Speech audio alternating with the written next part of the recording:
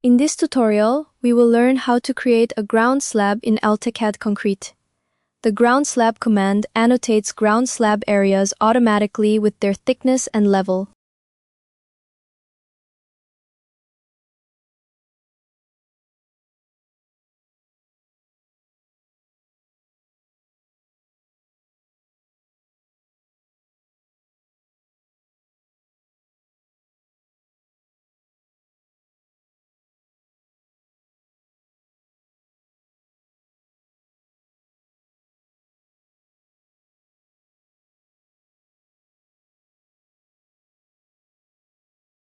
Here is how to use it. Draw or select the area where you want to create the ground slab. Enter the slab thickness and the level value. The annotation is placed automatically with the thickness and level displayed.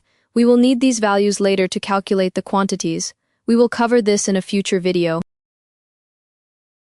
Don't worry, you can change the thickness and level at any time.